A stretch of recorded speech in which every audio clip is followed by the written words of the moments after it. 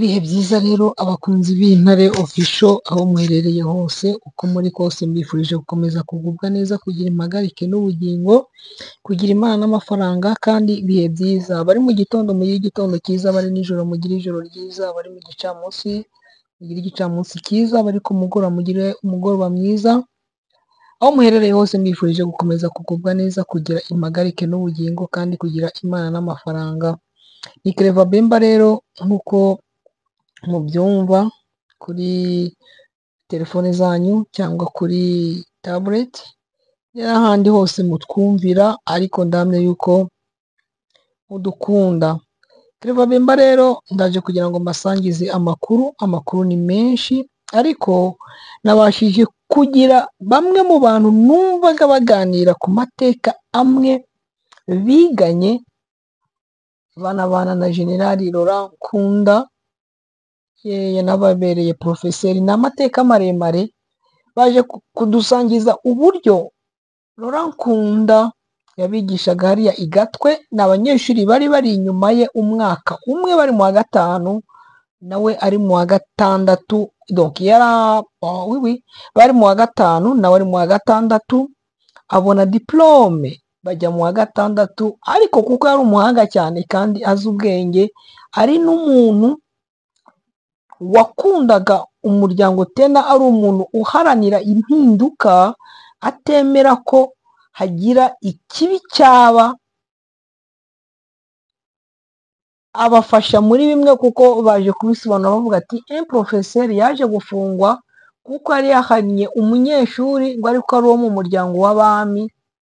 Baza kumufata umuporofeseri Laurent Nkunda arababwira bati mwebwe porofeseri wanyu wa fiziki yaje gufungwa, muraza mubikurikirane munabyumve.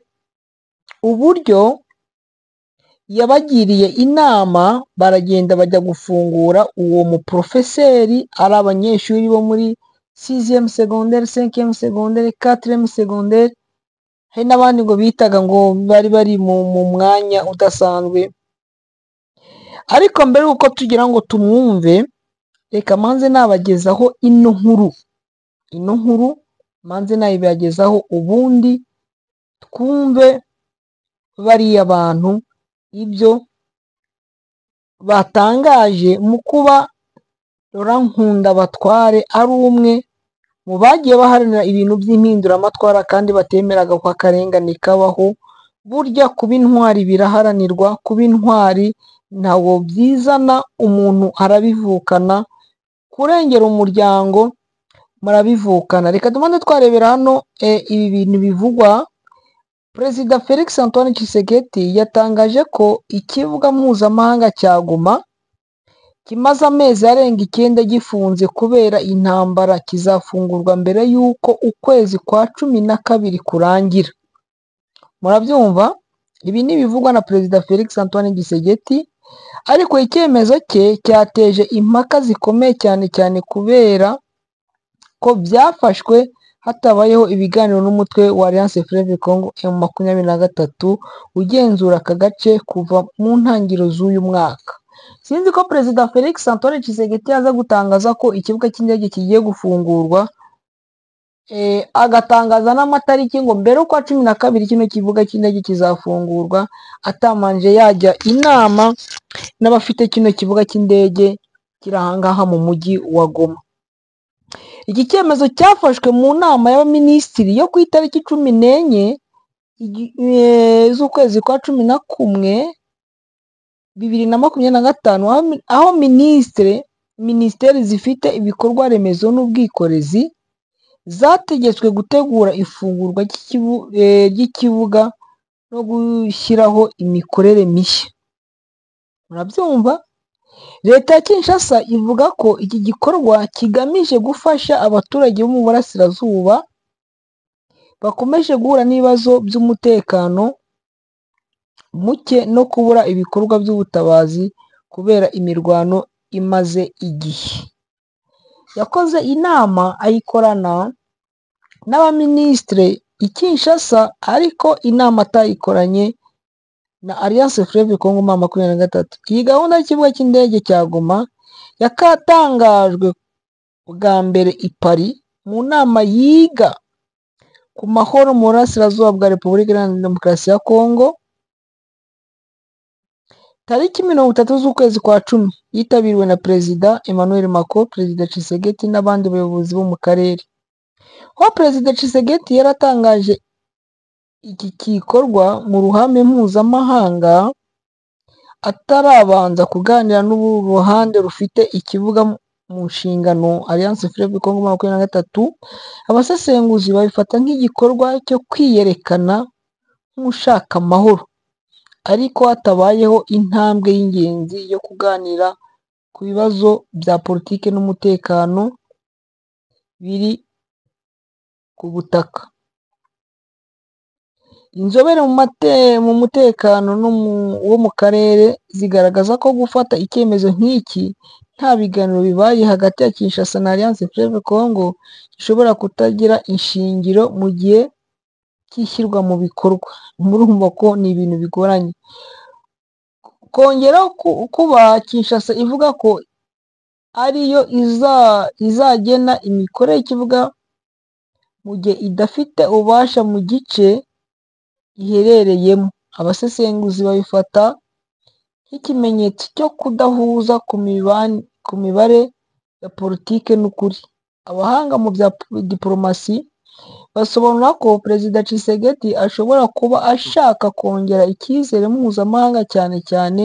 nyuma y'uko uburasirazuba bwa Repubulika Iharanira Demokarasi ya Kongo bukomeje kujya ibibazo by'umutekano bitagira iherezo.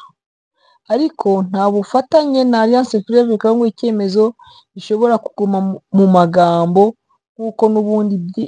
byagiye biba ku bindi byemezo byatangajwe na leta ya Kinshasa mu bihe byashize. Mu gihe ibibazo by'umutekano bigikomeje kugaragara, abaturage bo mu mujyi ya Goma na Bukavu bamaze amezi batabona serivisi z'imari nyuma y'uko Kinshasa ihagaritse uburyo bwa banki systeme bancaire mu bice biri mu maboko ya Alliance Fleuve Congo 23. Imiryango iharanira uburenganzira bwa muntu ivuga ko niba koko hari ubushake bwo gufasha abaturage, leta ya Kinshasa yakagombye no gufungura serivisi z'imari kugira ngo abaturage babone amafaranga yabo kuko biri mu bikenewe byihutirwa. Kugeza ubu icyemezo cyo gufungura ikibuga cya Goma kirafatwa na benshi nk'igisubizo cya politiki yo kwiyerekana aho kuba igikorwa gifatika gishyigikiwe n'umugambi uhamye wo kugarura amahoro mu burasirazuba bwa Repubulika Iharanira Demokarasi ya Kongo. Gufungura ikibuga cy'ingenzi mu bikorwa by'ubutabazi n'ubwikorezi bisaba ibiganiro nyabyo hagati ya Kinshasa na Alliance Fleuve Congo kugira ngo hashyirweho inzira isobanutse, ihamye kandi yizewe. Iyi nyandiko ishingiye ku makuru yatanzwe mu bihe bigiye bitandukanye. Murumva yuko ibi ni ibyemezo bifatwa na guverinoma ya Kinshasa, ariko batamanje kugisha inama guverinoma ya Goma. Guverinoma cyangwa guverinoma ya Goma niko nayita, ni guverinoma ya Goma. Guverinoma ya Kinshasa igafata ibyemezo itamanje yagisha inama guverinoma ya Goma. Ngaho rero reka dukomeze tunakurikirana ibyo bamwe bajyaho mu buhe buryo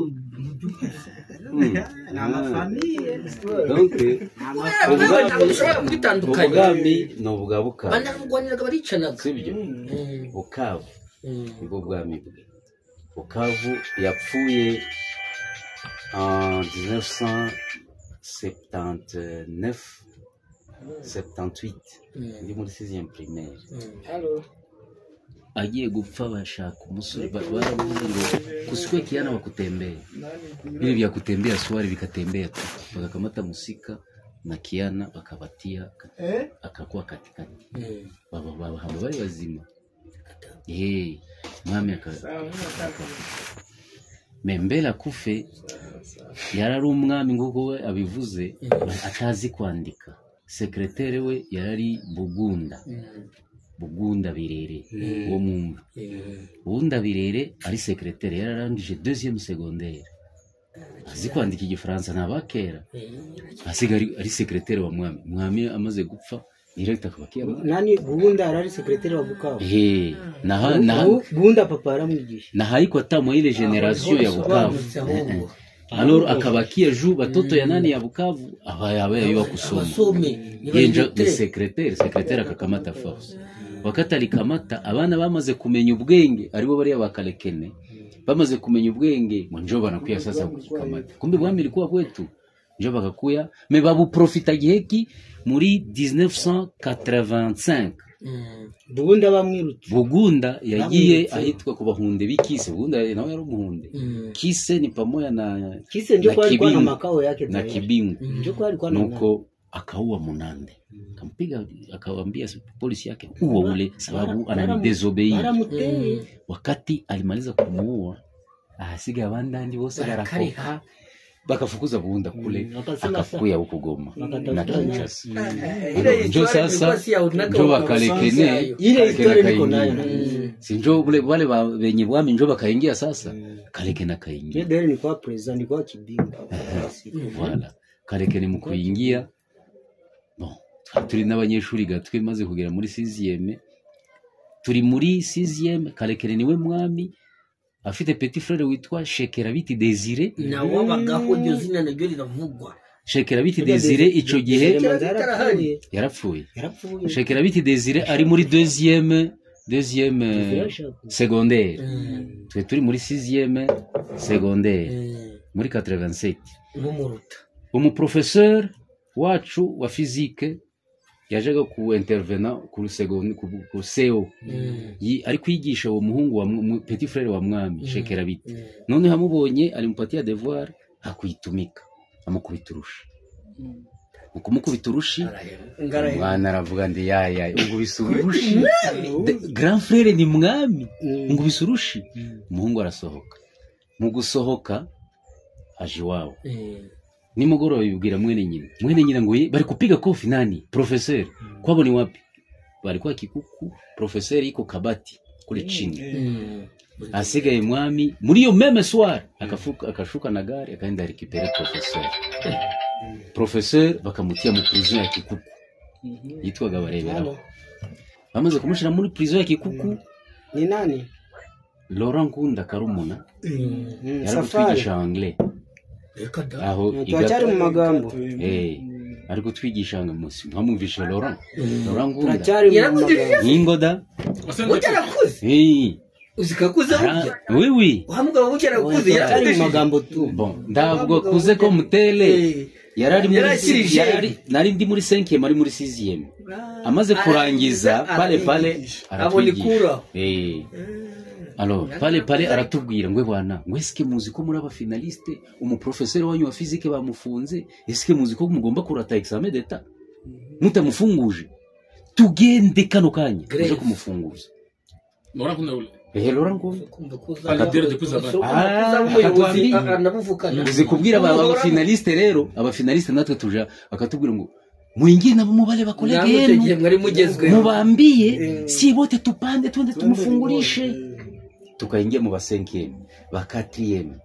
tukaingia na musikle kuru hari sikle kuru ibigabo bikuze bituruta bifite abagore nabyo tubijamo igatwe tubijamo 4e na 3e ni ibigabo gusa bikuze ngo tuje gufunguza professeur wacu bamufunze mu prison ni mwari tuzamuka ekole yote sie tukapanda kule Kikuku tugiye kugera ku prison Laurent Nkunda niyo wari uri imbere umuyame na murugote chini mutupe mama mule mu biro mumutosha tunakriye tuko na mwenye ko na turebele tunakriye kufika pale ku mulango tuko tuna jete bumaje wapata hivi wa kidogo wa kuleta bruit kumanjanja wapi mfungule nuko Laurent Nkunda aratubwira ngo stop banataka mfungule insie bote tunanyamaza banamufungula banamutuletea tunamunyangula yule hana viatu kumbe balenda mfungia ku biro bakamutosha mu prison bakamfungia mu biro mule mu prison aliacha mu viatu